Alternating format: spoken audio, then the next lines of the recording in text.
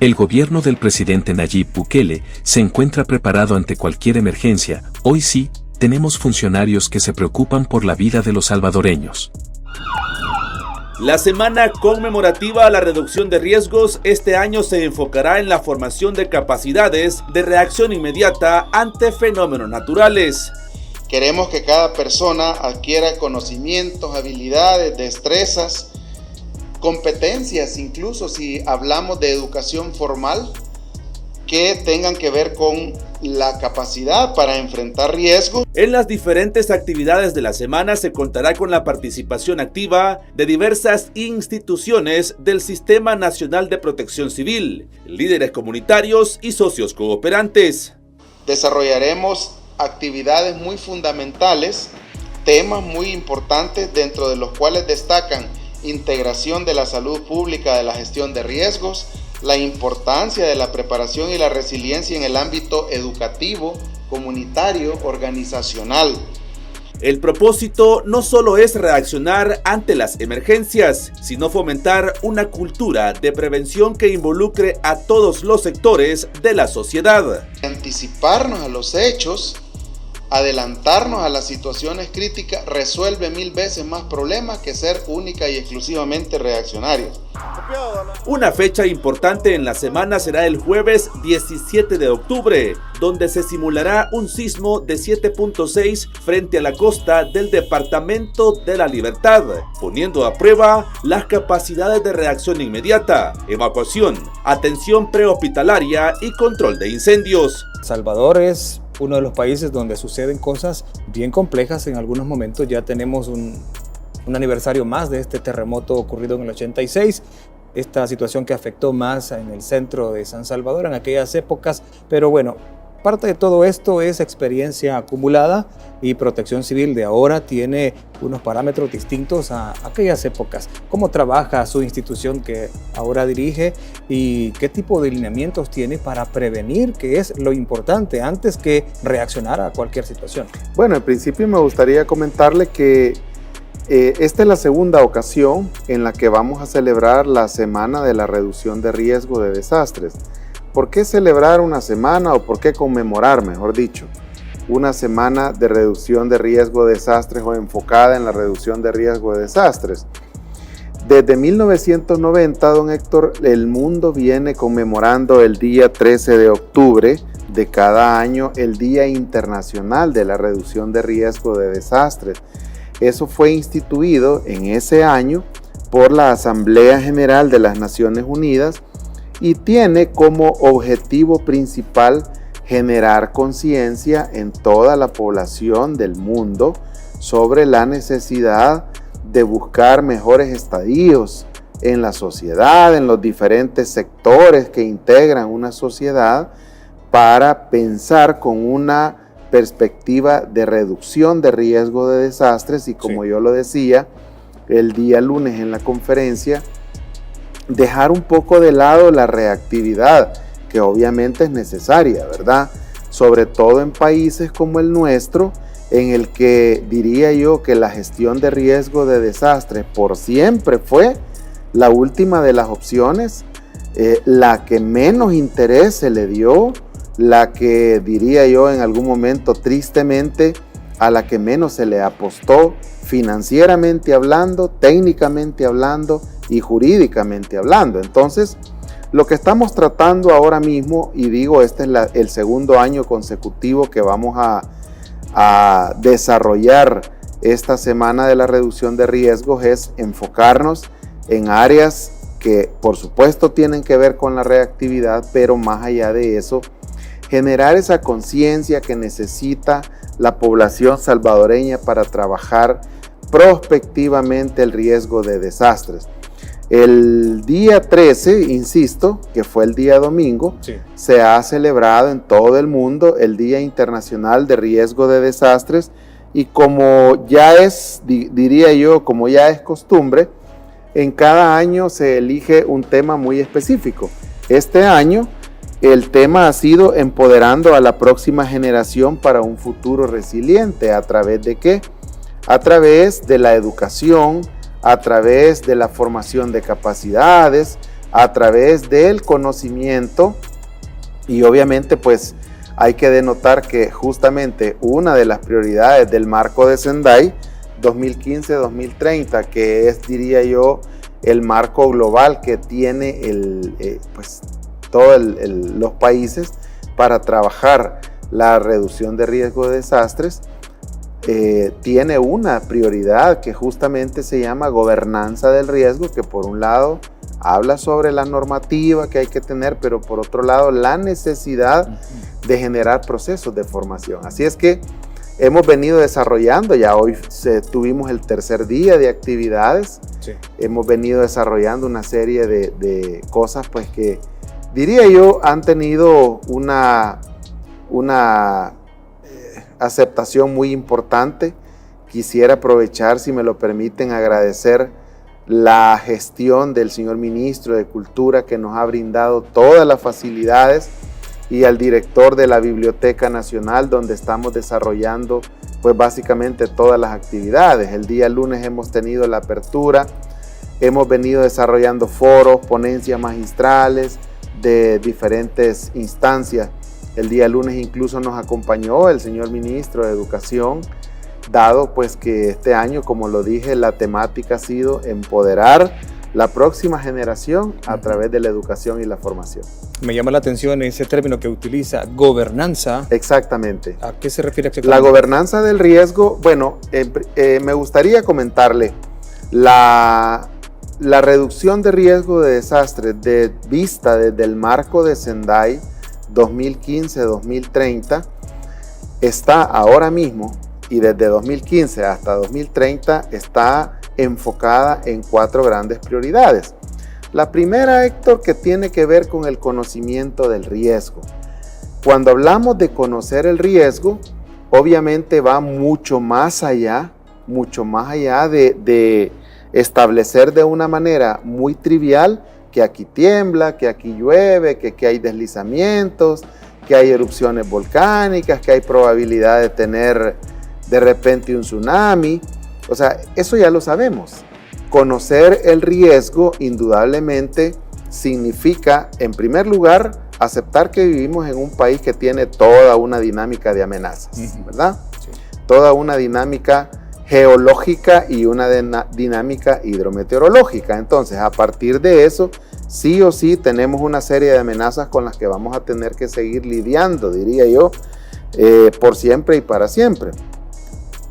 Pero por otro lado, en la ecuación del riesgo, obviamente no solo se plantea la amenaza, sino también los factores de vulnerabilidad que tienen que ver con lo físico, con lo económico, con lo ambiental, con lo social cultural, lo social educativo, social político, social religioso incluso. Entonces, y todavía hay un elemento más de esa ecuación denominada capacidades, y apenas estamos hablando de la primera prioridad, ¿verdad? La prioridad denominada conocimiento del riesgo. Otra de las prioridades que obviamente sugiere el marco de Sendai trabajar es la planificación para la reducción de riesgo de desastres, pero con una concepción prospectiva, es decir, invertir o apostarle a una inversión resiliente, es decir, que nos permita salir avante cada vez que una amenaza se materializa y no seguir enfocados en los planes reactivos como los que siempre hemos tenido en El Salvador, ¿verdad?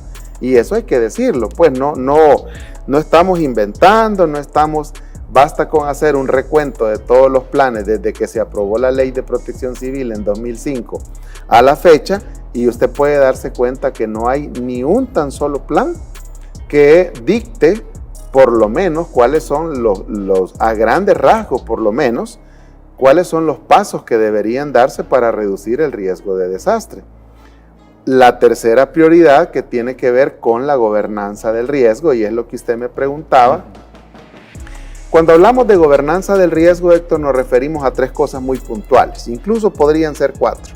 La primera, obviamente, tiene que ver con, diría yo, el ámbito jurídico, que tengamos una normativa que de verdad esté acorde a la situación de riesgo que tiene el país. Por ejemplo, un tan solo ejemplo, que no se siga permitiendo construir en lugares que sabemos que no son aptos para construir, ¿verdad? Que no se siga permitiendo, diría yo, utilizar, porque tiene que ver con el uso de suelos de repente, que no se sigan utilizando zonas geográficas que no son aptas para vivienda y en otros casos que no son aptas para cultivos o lo que sea. Entonces, esa es una de tantas cosas que podríamos mencionar en cuanto al ámbito jurídico se refiere. Ese es el primero. El segundo, que tiene que ver con la formación de capacidades desde la educación formal y no formal.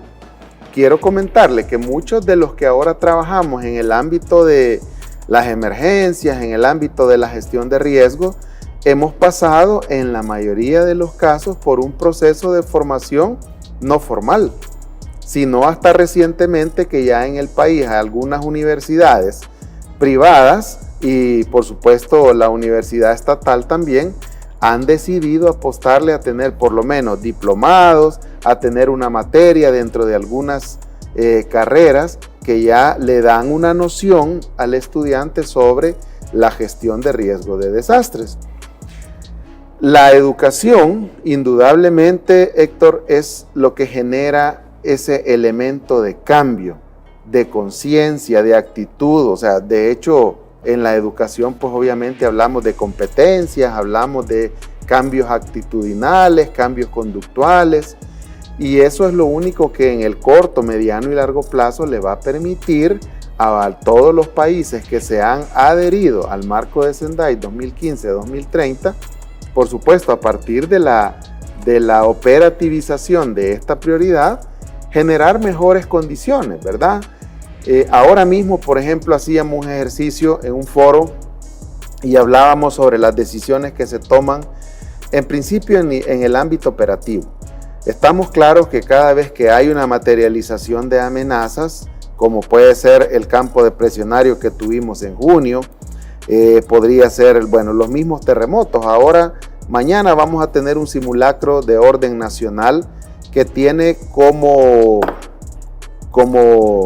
justificación o probable causa de realización del simulacro la conmemoración del terremoto de 1986. Pues justamente mañana vamos a tener un terremoto y hablando de, digamos, de todo ese marco conceptual, marco normativo, incluso marco, diría yo, técnico sobre la gestión de la reducción de riesgo de desastres. Hablábamos ya de las primeras tres prioridades. Sí. En cuanto a la gobernanza del riesgo, puntualizábamos sobre la necesidad de tener normativas que realmente se ajusten a la realidad del país, ¿verdad? Número 2, le decía, buscar la forma de cómo integrar absolutamente todos los actores sociales. Yo le puedo decir categóricamente, Héctor, que en este y en todos los países que yo he tenido la oportunidad de visitar y conocer la temática de la gestión de riesgos, no hay una tan sola institución que pueda con todo. No existe, porque hay competencias institucionales. Por ejemplo, yo no me puedo meter en el campo de la salud. Eso le corresponde explícitamente al Ministerio de Salud, ¿verdad? En este país y en todos los que se tiene un sistema debidamente organizado, ¿verdad? Así es. Entonces, hay otras competencias como la seguridad, la logística y así sucesivamente. Entonces, se trata de generar esos procesos, esa procedimentación, esos protocolos que nos permiten responder a la famosa 5W, ¿verdad? ¿Quién, cómo, cuándo, dónde y por qué se debe hacer tal o cual cosa para resolver algo? ¿Y qué es lo que van a hacer, director, en este simulacro? ¿Va a ser nacional, todos los servicios? El simulacro es nacional, habilitamos, ya ahora mismo está cerrado, pues, sí. Habilitamos en algún momento, específicamente desde hace 2 meses o 3 meses, si mal no recuerdo, se habilitó en la página web una hoja de registro, un formulario, para que todos los que tuvieran interés de participar se inscribieran y así nosotros pudiéramos pasar a la segunda fase. El proceso de desarrollo del simulacro ha pasado por diferentes fases. La primera fue la inscripción. La segunda En el preciso momento que usted se inscribe, en el formulario le pregunta qué capacidades quiere evaluar. Entonces usted dice, bueno, mire, yo estoy en un recinto en el que tengo 50 compañeros, aquí trabajamos 50 personas, quiero medir los tiempos de evacuación. Solo hay una puerta de salida y una de entrada. ¿Cómo hacemos? ¿Cómo vamos a hacer? Entonces, en principio usted debió haber trabajado con mucha antelación su plan de emergencia institucional, porque hay algo bien importante que me gustaría decir. Sí. Si hablamos de coordinar, si hablamos de unir esfuerzos, también hablamos de unir conceptos, ¿verdad? Unir normativas. Entonces, estamos claros que el Ministerio de Trabajo tiene una normativa denominada Ley General de Prevención de Riesgos en los Lugares de Trabajo, que mandata tener un comité de seguridad y salud ocupacional, que mandata tener un plan de emergencia institucional, que mandata tener señalizada la institución o la empresa o la organización, que mandata tener un equipo capacitado, formado y equipado para responder a situaciones que tienen que ver con atención prehospitalaria, en términos prácticos, primeros auxilios. Camillas y todo. Camillas, bueno, férulas espinales, y empezando por ahí, ¿verdad? Que de verdad tengamos el equipo que se ocupa para atender a una persona, por ejemplo, politraumatizada, que no la vamos a llevar en una simple camilla como de esas verdes que tienen agarraderos. Ese es en términos, diría yo, emergencistas, es lo peor que se puede hacer con una persona politraumatizada. Pero más allá de eso, que son elementos eminentemente técnicos, la segunda fase en este proceso de planificación del simulacro ha sido llegar y constatar que si usted se registró para medir sus tiempos de evacuación, entonces los delegados de protección civil, tanto de nivel regional, departamental y municipal, se han ocupado de llegar y hacer la verificación. Nosotros le llamamos fase de verificación. ¿Tiene botiquín? Sí. Entonces sí puede medir su capacidad para atención prehospitalaria. No tiene botiquín, entonces no lo haga, porque simplemente no va a responder. Y además, ¿verdad? ¿Qué elementos debe tener el botiquín? Ahí creo yo que exactamente. Pues sí, porque también, mire qué interesante que usted lo menciona.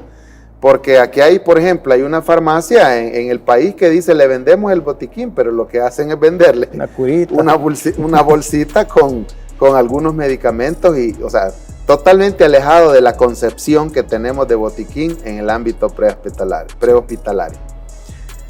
Pasada la verificación, se hacen los ajustes, se le dice, mire, está bien que usted quiera medir sus capacidades en incendios, por ejemplo, ya verificamos que tiene extintores, ya verificamos que tiene esto, pero su personal no ha pasado por la capacitación. Entonces, de nada sirve que usted tenga extintores si no tiene personal entrenado, o sea, no saben cómo quitarle espoleta del cilindro, no saben cómo operarlo. ¿Para qué tipo de fuego se utiliza? ¿Para qué tipo de fuego? Porque empecemos por ahí también, ¿verdad? Que hay diferentes tipos de extintores. Entonces, pasado todo eso, diríamos nosotros estamos listos ya para medirnos nuestras capacidades el día de mañana. A las 11 de mañana hemos estado, diría yo, platicando. Le cuento que tenemos más de 6,000 instituciones.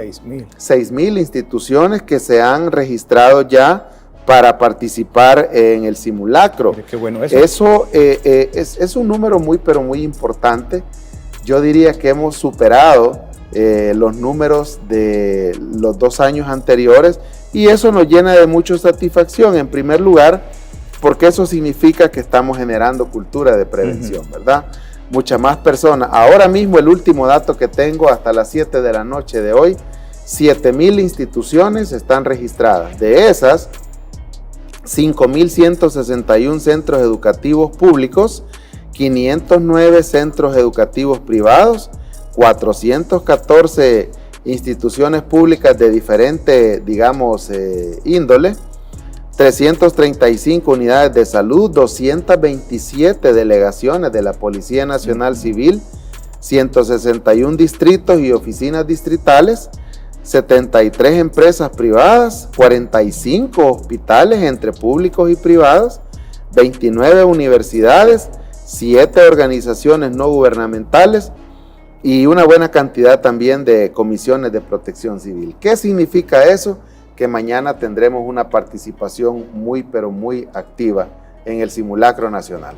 Así es. Y director, y de alguna manera podría ser que, por ejemplo, hay unas comunidades donde hay muchos edificios. Sí. Por ejemplo, en La Málaga, Sí. Montserrat, los vecinos se organizan, yo quiero participar, quiero ver cómo hacemos para evacuar este edificio, un sismo, cosas por el estilo. ¿Cómo podrían eventualmente, en otra ocasión, porque ya finalizó el plazo, poder incluirse en estos procesos? Bueno, de hecho le cuento que se han incluido. Se han incluido, hay varios.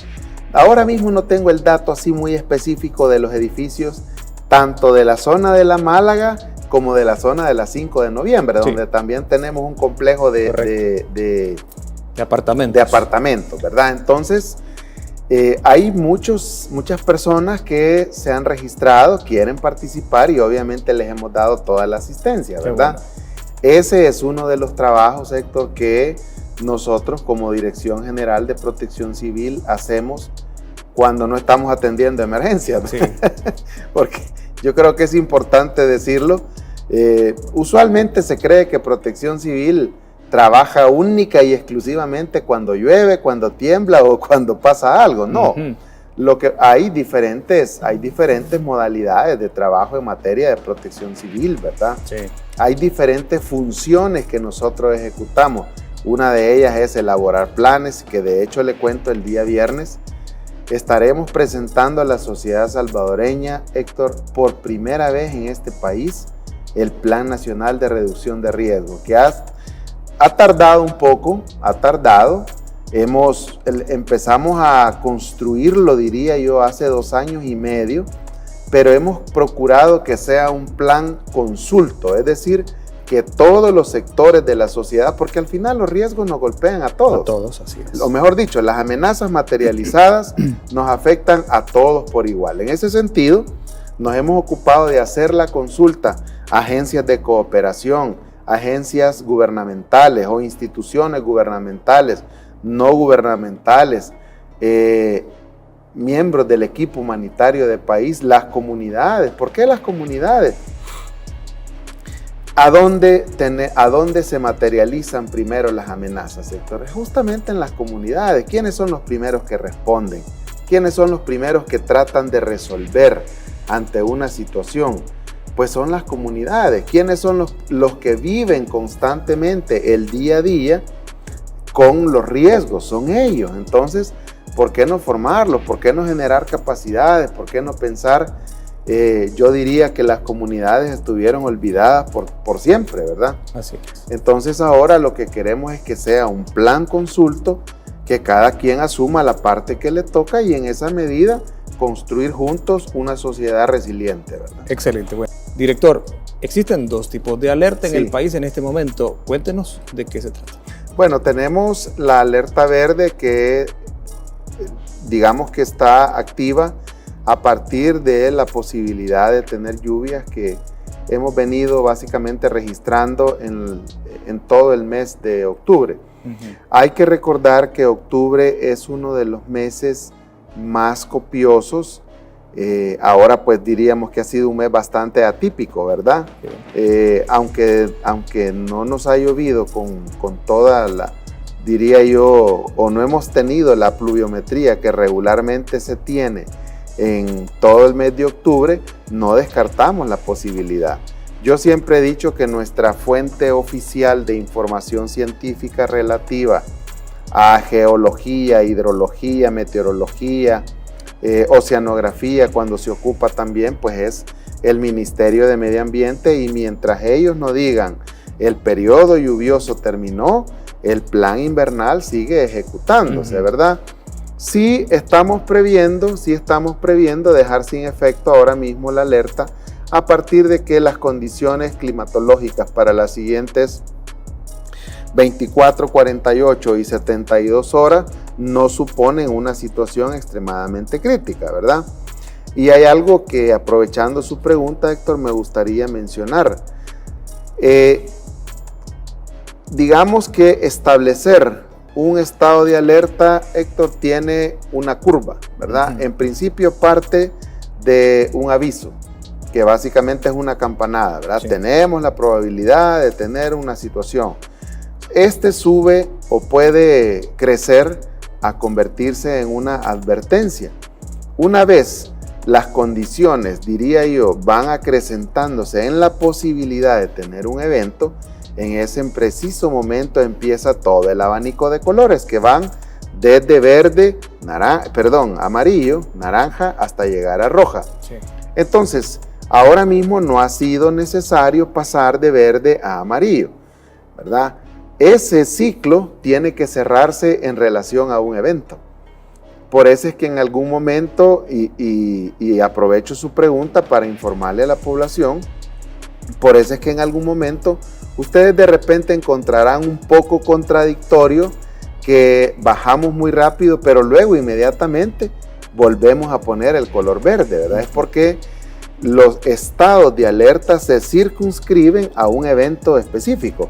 Si ahora, por ejemplo, tuviéramos un campo depresionario como el que tuvimos en junio, que dura 3, 4, 10 días, como el que nos duró en junio, en el marco de ese campo depresionario, el sistema empieza a crecer y luego a decrecer.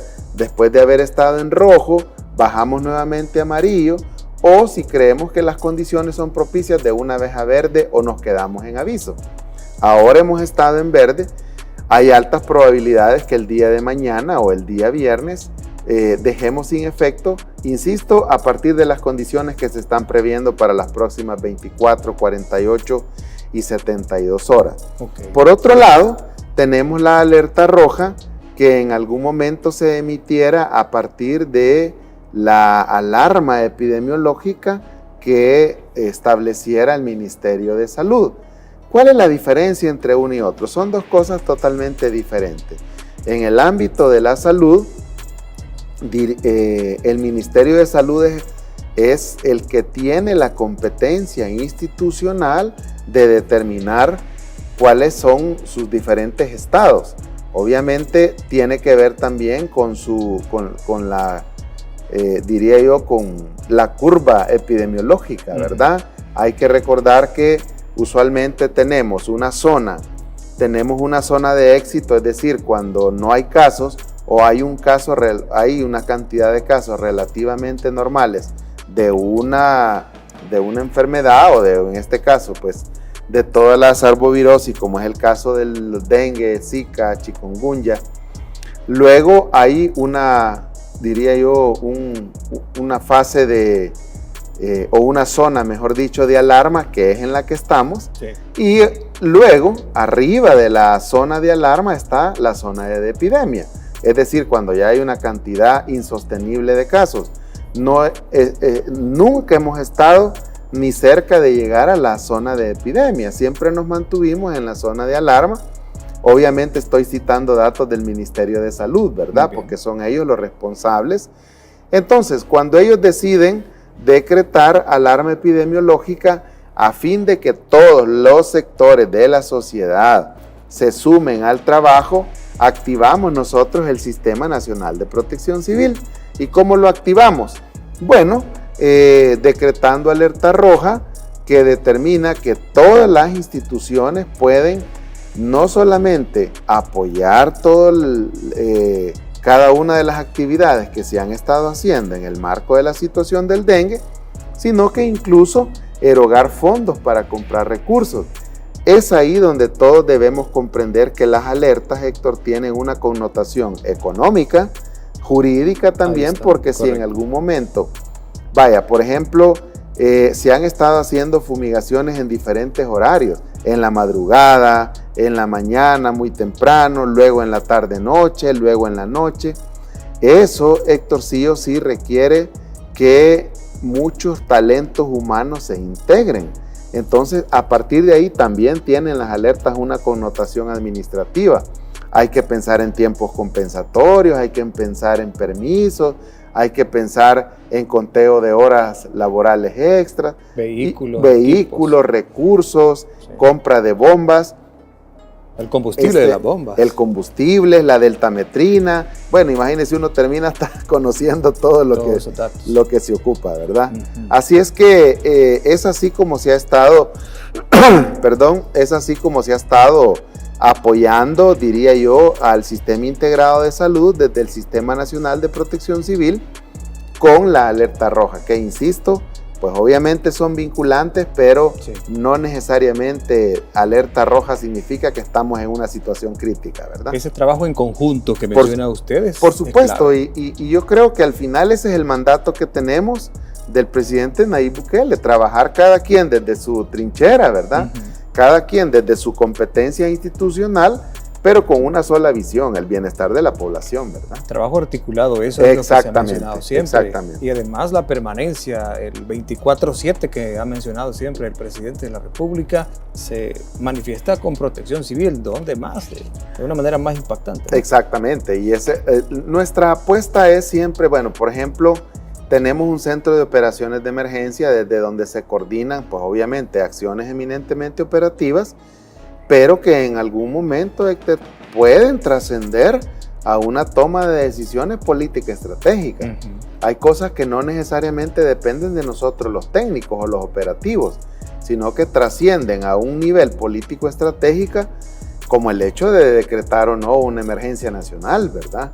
Esa pues es una competencia muy explícita del señor presidente de la República y obviamente pues de la Asamblea Legislativa, ¿verdad? Entonces, diría yo que en esa dinámica es que trabajamos todos de la mano. Ese elemento es clave porque para tomar decisiones informadas, desde la superioridad deben estar muy atentos y enterados de los datos que ustedes les brindan, ¿no? Exacto, y mire qué importante que usted lo mencione. El elemento más importante, Héctor, en la adecuada gestión de la emergencia es la gestión de la información. Nada, absolutamente nada va a pasar si de repente no nos ocupamos de que la información fluya. Y mire, y perdone que regrese un poco a lo del tema de la semana de la reducción de riesgos de desastre, pero fíjese que ese es uno de los aspectos en los que este año se ha centrado, diría yo, el Día Internacional de la Reducción de Riesgos de Desastre. Por ejemplo, el hecho de que los sistemas de alerta temprana lleguen a todo el mundo. De nada serviría tener un sistema de alerta temprana debidamente establecido con los colores que tiene si no está llegando o no significa nada para las personas. Por ejemplo, decir que estamos en alerta verde o amarilla o naranja, ¿qué significa para las comunidades? Ese es el trabajo que nosotros hacemos también. Si estamos en alerta amarilla, como mínimo, debería estar preparando su mochila de emergencia, debería estar claro que en algún momento vamos a tener que evacuar, debería estar claro que en algún momento va a tener que irse a un albergue, llevar ropa y todo lo necesario para subsistir mientras la fase crítica de la emergencia pasa, ¿verdad? Entonces, indudablemente la información es un elemento muy, pero muy importante. De ahí un dato importante que también mencionaba usted y que siempre lo he dicho en las conferencias de prensa, es mejor ser evacuado que ser rescatado. Y hay una gran diferencia, Héctor, yo siempre lo he dicho, se evacúa por nuestros propios medios, evacuamos por nuestros propios medios. Esa es parte de la cultura de prevención. Nuestra apuesta, Héctor, es que en algún momento todas las personas reconozcan que viven en una zona de riesgo, que no es delito ni es pecado. El Salvador es topográficamente muy accidentado. Eso sí o sí va a provocar que por siempre tengamos en la zona costera zonas que son inundables, en las zonas de las cordilleras lugares donde vamos a seguir teniendo derrumbes, deslaves, deslizamientos. Es parte de la dinámica geológica e hidrometeorológica del país. ¿A dónde está el punto de quiebre? Cuando nosotros ignoramos o simplemente no queremos aceptar que vivimos en un lugar en que se puede o supone ser también un escenario de riesgo. Entonces, lo que se ocupa es que todos estemos documentados, conocedores de la situación y mostrar nuestra mejor cara cada vez que hay que aceptar las recomendaciones que nosotros lanzamos a la población o les damos a la población, ¿verdad? Claro que sí, director. Gracias por haber llegado esta noche a los estudios de Canal 10 y brindarnos estas importantes declaraciones de su parte. Muy amable. No, al contrario, gracias a ustedes por la oportunidad que nos dan. Espero que mañana también ustedes se sumen al simulacro y obviamente pues que sean partícipes de esta conmemoración del terremoto que ya cumplió 38 años, ¿verdad? 38 años. Efectivamente, así es tan que... rápido. Sí, tan rápido pasa el tiempo. Yo estaba ¿verdad? pequeñito, director, no recuerdo mucho. Le cuento que yo ese año tomé mi primer curso de primeros auxilios. Transcurría el año de 1986 y lo tomé aquí cerca, en la seccional de la Cruz Roja de Santa Tecla. Imagínense, el destino lo trajo hasta aquí. Imagínense, pues. Excelente. Bueno, director. Muchas gracias.